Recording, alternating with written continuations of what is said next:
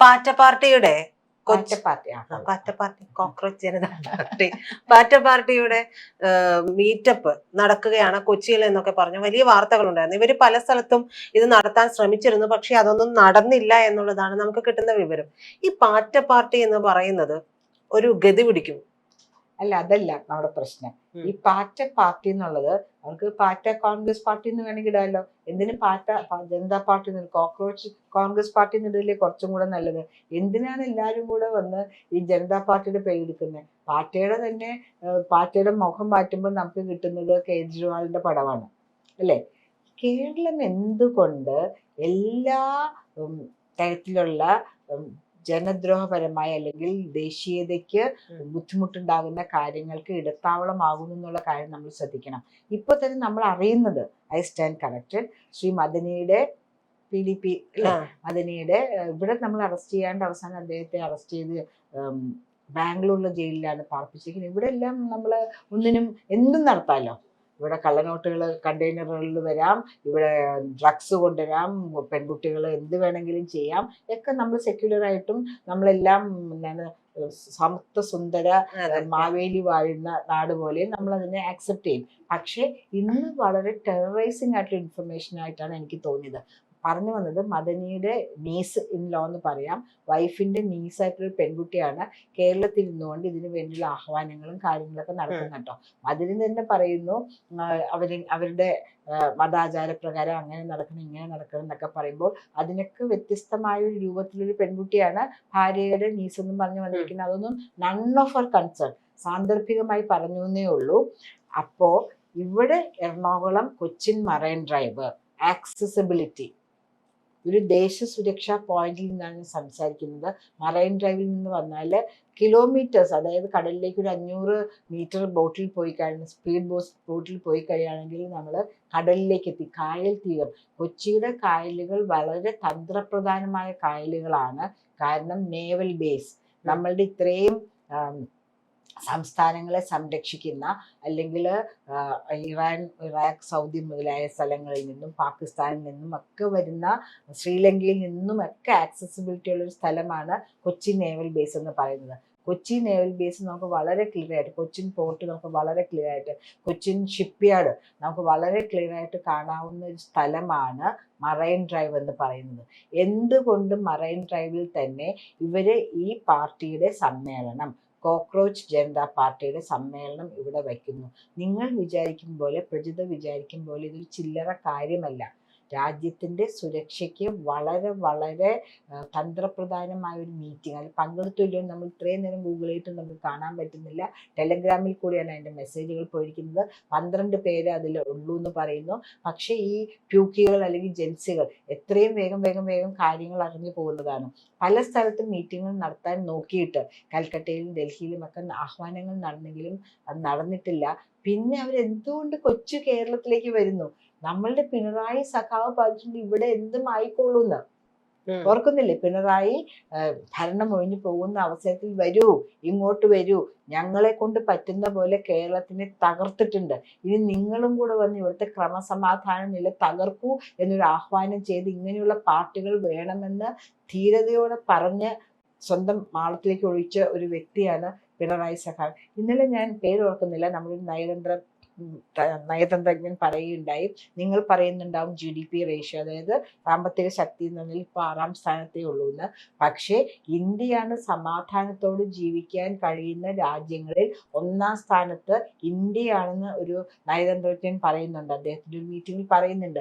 അങ്ങനെ താമസിക്കുന്ന നമ്മളുടെ ഇവിടുത്തെ പരസ്പര സ്നേഹവും വിശ്വാസവും സുരക്ഷിതത്വത്തിനും ത്വരങ്കം വയ്ക്കുവാൻ വേണ്ടിയല്ലേ ഈ പാറ്റ പാർട്ടി വന്നിരിക്കുന്നത്?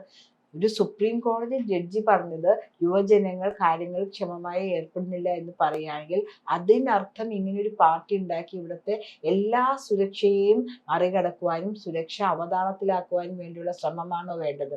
ജനങ്ങൾക്ക് വേണ്ടത് സ്വൈര്യ ജീവിതമാണ്. ഞങ്ങളുടെ കുഞ്ഞുങ്ങൾക്ക് വേണ്ടിയിട്ട് സ്വൈര്യമായ ഒരു ജീവിതവും നല്ല ഒരു വിദ്യാഭ്യാസവും നല്ല ജീവിതവും നല്ല തൊഴിലുമാണ് വേണ്ടത്. ഇങ്ങനെയുള്ള പാർട്ടികൾ കൊണ്ടുവന്ന് എന്തിനാണ് ജനങ്ങളെ ബുദ്ധിമുട്ടിക്കുന്നത് നമ്മൾ അന്വേഷിക്കണം. ഈ മറൈൻ ഡ്രൈവ് എന്നുള്ള സ്ട്രാറ്റജിക് പോയിന്റ് അത് വളരെ കാര്യമായിട്ട് തന്നെ സെൻട്രൽ ഗവൺമെന്റ് ഏറ്റെടുത്തു എന്നാണ് ഞാൻ മനസ്സിലാക്കുന്നത്. എനിക്കറിയാവുന്ന കുറച്ച് പോലീസ് ഓഫീസേഴ്സുമായി ഞാൻ സംസാരിക്കുകയുണ്ടായി. വൈസ് ആർ മറൈൻ ഡ്രൈവ് എന്ന് ചോദിക്കേണ്ടേ? എവിടെ വേണമെങ്കിലും അവർക്ക് നടത്താമല്ലോ. എത്രയോ എറണാകുളത്തിന്റെ ഉള്ളിലേക്കും പുറത്തേക്കും ഒക്കെ സ്ഥലങ്ങളുണ്ട്. പക്ഷെ അവിടെയൊക്കെ ചെന്ന് പെട്ടിക്കഴിഞ്ഞാൽ അവരെ വളയാനായിട്ട് എളുപ്പമുണ്ട് പോലീസിനാണെങ്കിൽ പോലും. മറൈൻ ഡ്രൈവിലാണെങ്കിൽ അവർക്ക് എങ്ങനെ വേണമെങ്കിലും സ്പീഡ് ബോട്ടിലോ അല്ലെങ്കിൽ എങ്ങനെയെങ്കിലൊക്കെ അവർക്ക് അത് രക്ഷപ്പെടാൻ പറ്റും. ചുറ്റും ഐലൻഡുകളാണ്. അപ്പൊ പ്രജിത, ഈ കോക്രോച്ച് പാർട്ടിയുടെ മീറ്റിംഗ് നടന്നോ ഇല്ലയോ എന്ന് നമുക്കറിയില്ല. പക്ഷെ കേരളത്തിൽ കൊച്ചിയിൽ, വൈ കൊച്ചിയിൽ എവിടെ വേണമെങ്കിലും നടത്താം. തീരദേശം ഇങ്ങനെ കിടക്കാണ്. തൃശ്ശൂരുണ്ട്, അത് കഴിഞ്ഞ് കോഴിക്കോടുണ്ട്, അത് കഴിഞ്ഞ് കണ്ണൂരുണ്ട്, കാസർഗോഡുണ്ട്, എല്ലാത്തിനും തീരദേശമുണ്ട്. ഇങ്ങോട്ടേക്ക് വരികയാണെങ്കിൽ ആലപ്പുഴയുണ്ട്, കൊല്ലമുണ്ട്, അല്ലേ, തിരുവനന്തപുരമുണ്ട്. എല്ലായിടത്തും തീരദേശമുള്ള സമയത്ത് തന്ത്രപ്രധാനമായ ധാരാളം ഇൻസ്റ്റലേഷൻസ് ഉള്ള കൊച്ചി തന്നെ എന്തിനു തിരഞ്ഞെടുത്തു? ഇതിന്റെ ആഹ്വാനം ചെയ്ത് പാർട്ടി ഉണ്ടാക്കിയിരിക്കുന്ന വ്യക്തി അഭിജിത്ത്, അദ്ദേഹം ബോസ്റ്റണിലിരുന്നാണ് ഇത് ഉണ്ടാക്കിയിരിക്കുന്നത്. ഒരു ദിവസം കൊണ്ട് 1.8 മില്യൺ കോടി ജനങ്ങൾ അതിൽ പങ്കാളികളായി. ഇത്രയും കുട്ടികള് എങ്ങനെ ഇതിലേക്ക് പങ്കാളികളായി, ആരൊക്കെയാണ് ഇതിന്റെ ചരട് വലിക്കുന്നതൊക്കെ അമിത്ഷാജിയും വേണ്ടപ്പെട്ട ആൾക്കാർ അജിത് ഡോവൽ സാറൊക്കെ ചെയ്യുന്നുണ്ട്. നമ്മളതൊന്നും അതിനെക്കുറിച്ച് നമ്മൾ വേവലാതിപ്പെടേണ്ട. പക്ഷെ നമ്മളുടെ കുട്ടികൾ ഇതിലൊന്നും ഇൻവോൾവ് ആവാണ്ടിരിക്കാൻ ഇതിങ്ങനെ ലിങ്ക് ചെയ്ത് വന്ന് നമ്മളുടെ കുഞ്ഞിന്റെ മൊബൈൽ ഫോണിൽ ഇതിന്റെ ഒരു തരത്തിലുള്ള ന്യൂസുകളും കാര്യങ്ങളും വരാതിരിക്കാനായിട്ട് കുഞ്ഞുങ്ങളെ നിങ്ങൾ ശ്രദ്ധിക്കണം. ഇപ്പോ പിണറായി വിജയന് വേണ്ടിയിട്ട് ജയ് വിളിച്ച് ജയിലിൽ പോയി കിടക്കുന്ന കുട്ടികളുടെ ഒരു കണ്ടീഷൻ നിങ്ങൾക്കും ഉണ്ടാകാതിരിക്കട്ടെ. ഈ കോക്രോച്ച് ജനതാ പാർട്ടി നമ്മളുടെ നന്മയ്ക്ക് വേണ്ടിയിട്ടുള്ള പ്രചിത. അതിൽ ഒരു കാര്യം ഞാൻ പറയട്ടെ, ഈ കോക്രോച്ച് ജനതാ പാർട്ടിയുടെ അഭിജിത് ദീപ്കെ എന്ന് പറയുന്നയാള് ബോസ്റ്റണിലാണ്.